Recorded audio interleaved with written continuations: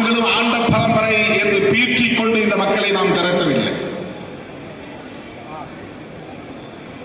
1990களின் தொடக்கத்தில் இந்த இயக்கத்தின் தலைமை பொறுப்பை ஏற்ற போதே மதுரை மண்ணில் நான் சொன்னேன், என்னை நீ உன் சாதி அடையாளத்தோடு பார்த்து என் பின்னால் வராதே.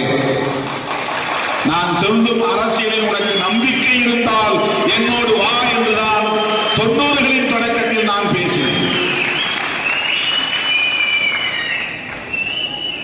திரும்ப திரும்ப சில அரைவேக்காடுகள் விடுதலை சிறுத்தைகள் கட்சியை சாதி கட்சி என்கிறார்கள்.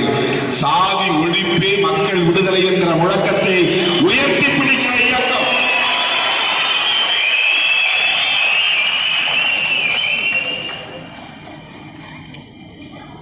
புரட்சியாளர் அம்பேத்கர், தந்தை பெரியார், மாமேதை மார்க்ஸ் போன்ற மாமனிதர்களின் கொள்கை வழியில்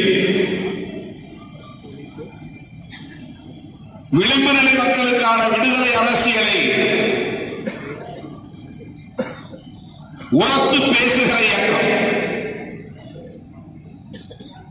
90ல் போட்ட மாநாட்டில் என்ன தீர்மானம், எத்தகைய தெளிவான பார்வையோடு இருக்கிறதோ அப்படித்தான் வெல்லும் ஜனநாயக மாநாட்டில் நாம் போட்ட தீர்மானம் தீர்க்கமான பார்வையை கொண்டிருக்கும். அதுல எந்த ஒரு டிஃபரன்ஸ் நீங்க பார்க்க முடியும், முரண்பாட்டை பார்க்க. அதுதான் இம்மீடியட் ஃபேக்டர். காலமெல்லாம் மது குடிக்கிறான், சோமபானம் குடிச்சான், சுறாபானம் குடிச்சான், உலகத்துல எல்லாரும் மது குடிக்கிறான், கல்லு குடிக்கிறான். மனிதனுடைய தோன்றிய காலத்திலிருந்தே மனிதனுக்கு மது பழக்கம் இருந்திருக்கிறது. அதனால இதெல்லாம் ஒழிக்க முடியாது, ஒழிக்க முயற்சிக்கவும் வேண்டாம். இது சிலருடைய வாதம். ஒழிக்க முடியாது என்பதனால் சட்டப்பூர்வமாக எல்லாவற்றையும் அங்கீகரித்து விட முடியுமா? சாதியை ஒழிக்க முடியாது, சாதியை சட்டப்பூர்வமாக அங்கீகரித்து விட முடியுமா?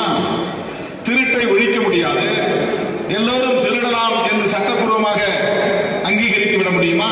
அதுக்கு சட்டம் வேண்டாம், போலீஸ் வேண்டாம், யாருக்கு வலுவா இருக்க திருடவன் திருடிட்டு போட்டோம் என்று விட்டுவிட முடியுமா? பாதகம் செய்பவரை கண்டால் நாம் பயங்கொள்ளலாகாது பாப்பா, மோதி மிதித்து விடு பாப்பா, அவர் முகத்தில் உமிழ்ந்து விடு பாப்பா.